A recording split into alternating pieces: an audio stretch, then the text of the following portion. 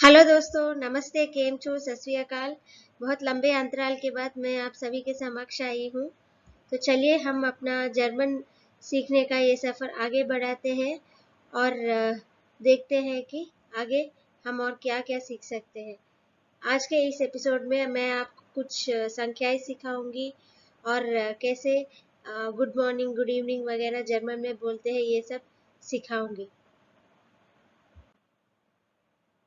तो पिछले एपिसोड में हमने देखा था कि जर्मन भाषा के अलग अलग अक्षर क्या है, और उसमें मैंने एक गलती कर दी थी। उमलाउट अक्षरों का उच्चारण कुछ गलत था।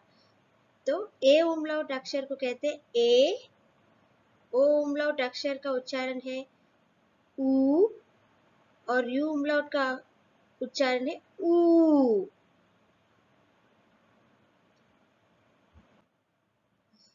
अब हम देखते हैं कि संख्याओं को जर्मन भाषा में कैसे बोला जाता है। 0 को कहते हैं नुल, 1 को कहते हैं आइंस, 2 को कहते हैं ज़्वाई, 3 को कहते हैं द्राई, 4 को कहते हैं फियर, 5 को कहते हैं फ्यून्फ, 6 को कहते हैं सेक्स, 7 को कहते हैं सीबन, 8 को कहते हैं आठ, 9 को कहते हैं नॉइन, और 10 को कहते हैं जेन। एक बार फिर से दोहराती हूँ मैं। Null, eins, zwei, drei, vier, fünf, sechs, sieben, acht, neun, zehn। 11 को कहते हैं एल्फ, 12 को कहते हैं ज़्वोल्फ, 13 को कहते हैं द्राइजेन, 14 को कहते हैं फियरजेन, 15 को कहते हैं फ्यून्फजेन, 16 को कहते हैं ज़ेक्सेन, 17 को कहते हैं सीबजेन, 18 को कहते हैं आगजेन, 19 को कहते हैं नॉइनजेन, और 20 को कहते हैं ज़्वानजिन। एक बार फिर से दोहराती हूँ। एल्फ, ज़्वोल्फ, द्राइजेन, फियरजेन, फुन्फजेन, ज़ेक्सेन, सीबजेन, आगजेन, नॉइनजेन, ज़्वानजिन। और ऐसे बहुत सारी परिस्थितियाँ आती है जब हम अपने दोस्तों से, ऑफिस में सहकर्मियों से बात करते हैं और हमें उनको ग्रीट करना पड़ता है।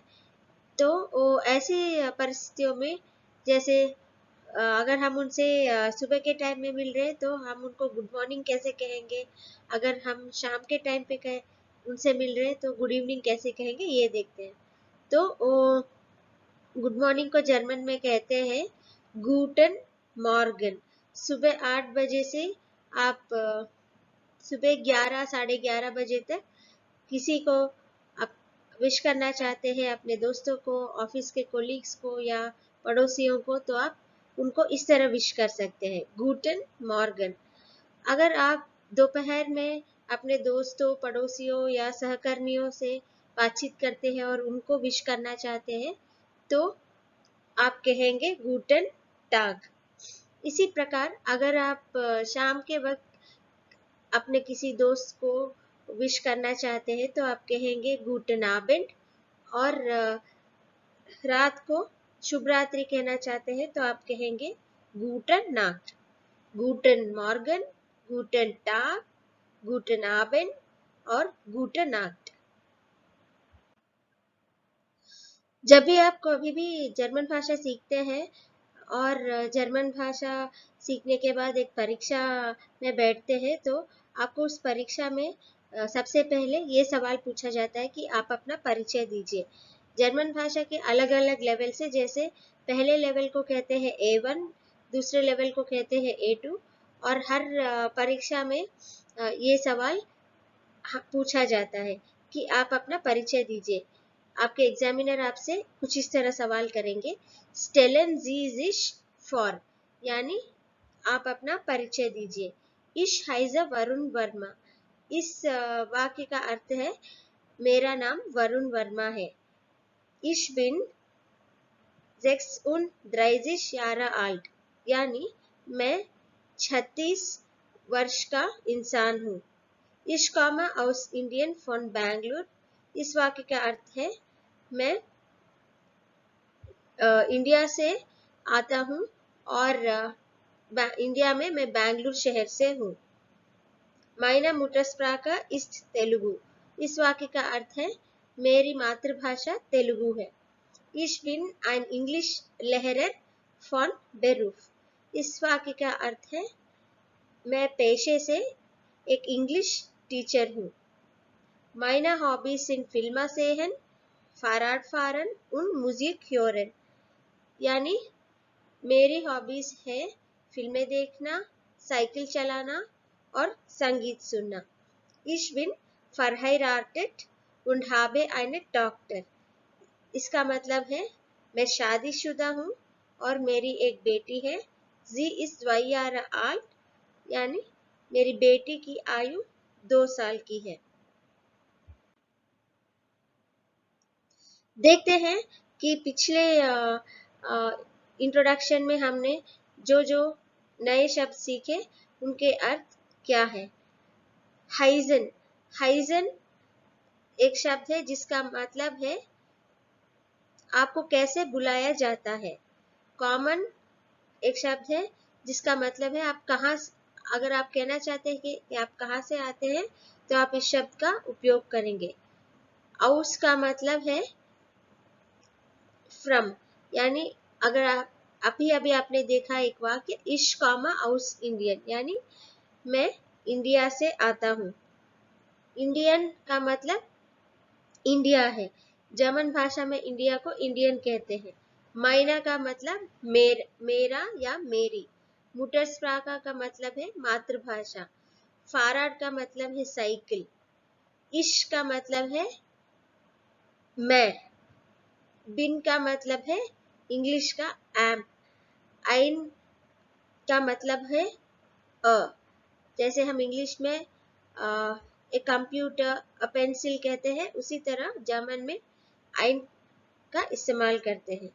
और इंग्लिश शब्द का उच्चारण जर्मन और इंग्लिश में एकदम वही है, बस स्पेलिंग बदलता है।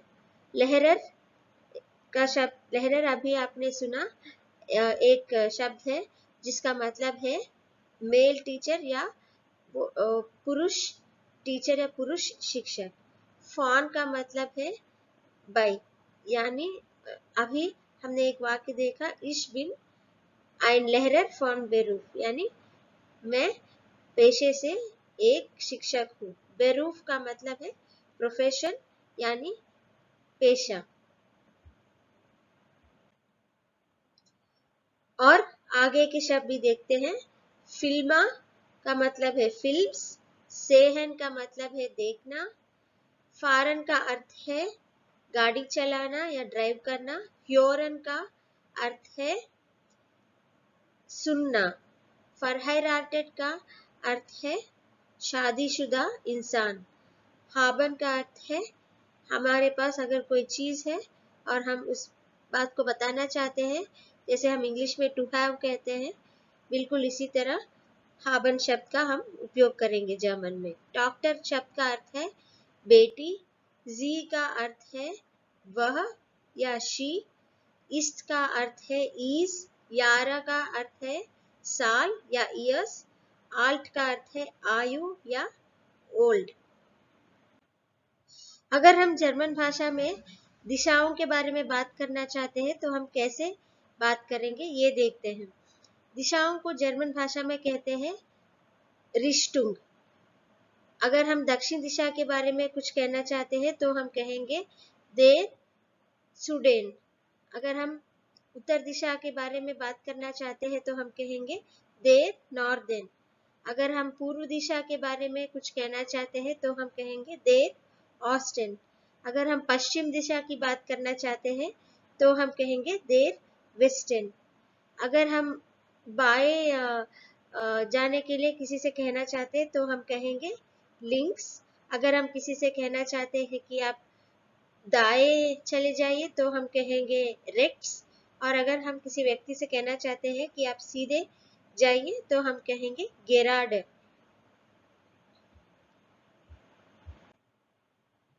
तो आज के सेशन में हमने काफ़ी बेसिक चीज़ें सीखी और इन चीज़ों का हम रियल लाइफ में वार्तालाप करते समय कैसे इस्तेमाल करेंगे वो हम आगे के एपिसोड्स में देखेंगे दोस्तों। तब तक के लिए अपना ख्याल रखिए, खुश रहिए और जर्मन भाषा का आप अभ्यास करते रहिएगा। Danke, tschüss. Hello friends, how are you? I'm meeting you after a long time. I promise you that I'll keep uploading newer episodes regularly from now onwards so that you can restart learning German language. So, in the previous episode, I made certain mistakes regarding the pronunciation of certain German alphabets. So, there are some small corrections. A umlaut is pronounced as A, O umlaut is pronounced as oo, and U umlaut is pronounced as oo. And uh, then we will learn some numbers. How do we talk about numbers in German language? How are numbers in German different from numbers in English? We'll see that. So 0 is called null, 1 is called eins, 2 is called zwei, 3 is called drei, 4 is called vier, 5 is called fünf, 6 is called sechs, 7 is called sieben, 8 is called acht, 9 is called neun, 10 is called zehn. I repeat once again. Null, eins, zwei, drei, vier, fünf, sechs, sieben, acht, neun, zehn.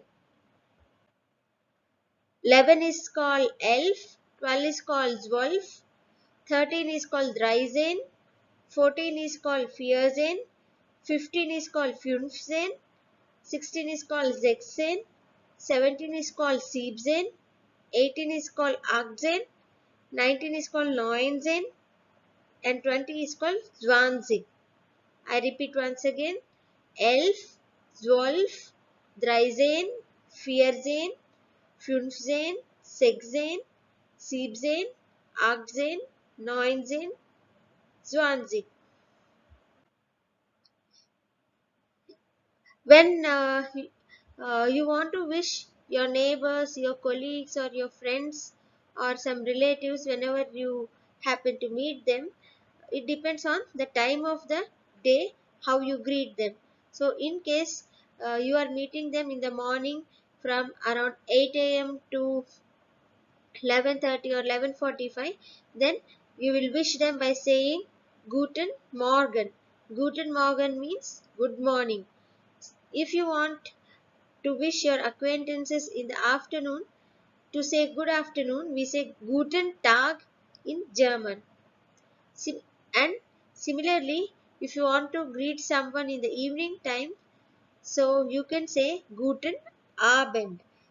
Usually from evening 4 to evening 8 o'clock, you can wish people in this way Guten Abend. And in case you want to say good night to your family members, then you can say Guten Nacht. Whenever you're learning German language, you'll be interested in getting a certificate so that it adds some value to your CV. So, there are different levels in German language. The first level is called A1, the second level is called A2, and whichever level you're studying, whichever level you're going to give an exam, the examiner asks you this basic question. Stellen Sie sich vor. It means introduce yourself. So here I have described the introduction of an imaginary person, Varun Verma. Let us see how this person introduces himself to the examiner. Ich heiße Varun Verma. It means I am called Varun Verma. Ich bin 36 Jahre alt. This sentence means I am 36 years old. Ich komme aus Indien von Bangalore. This sentence means I come from India, from Bangalore. Meine Muttersprache ist Telugu. It means my mother tongue is Telugu. Ich bin ein Englischlehrer von Beruf. It means I am an English teacher by profession. Meine Hobbys sind Filme sehen, Fahrradfahren und Musik hören. This means my hobbies are watching movies, riding bicycle and listening to music. Ich bin verheiratet und habe eine Tochter.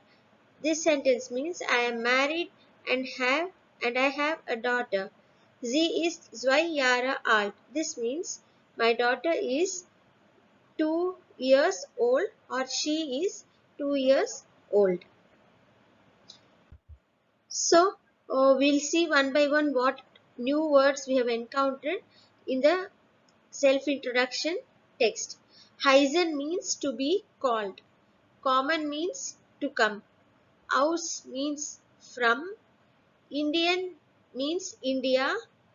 Meine means my. Muttersprache means mother tongue. Fahrrad means bicycle. Ich means I. Bin means am. Ein is a, just like we say a carrot, a telephone in English, we use ein in German. The spelling of English differs in German and English, but the pronunciation is the same. Lehrer is a male teacher. Von is by.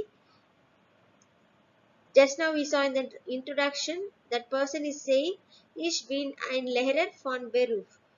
It means I am a teacher by profession. Beruf means profession. Some other words whose meanings we'll discuss are shown here in the slide. Filma means films. Sehen means to see. Fahren is to drive. Hören is to listen. Verheiratet is married. Haben is to have. Tochter is a daughter. Tochter means daughter. Sie means she. Ist means is. Jahre is years. And alt means old.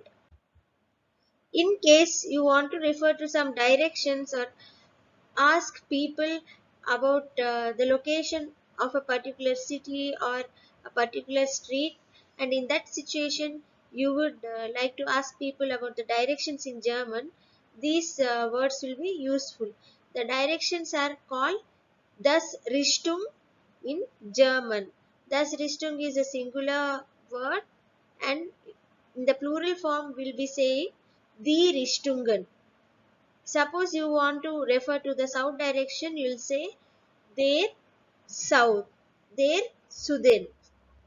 If you want to refer to the north direction, you will say der Norden. To refer to the east direction, you will say der Osten. To refer to the west direction, you will say der Westen. If you want to say to someone, turn to your left, then you will say links. If you want to say to someone to take a right or take the street which is on the right, you will say rechts. Or if you want to say to someone that they'll have to go straight, you will say gerade. Gerade means straight. So in this small session we have discussed some basic concepts, and we will see in the next episode how we are going to use these concepts and these vocabulary in day-to-day situations and in day-to-day conversations. It was nice meeting you after a long time. Take care, have fun, and keep learning German. This is Sheetal Arya signing off now. We will meet soon once again in the next week. Tschüss, danke. Tschüss means bye in German. Danke means thank you. Tschüss.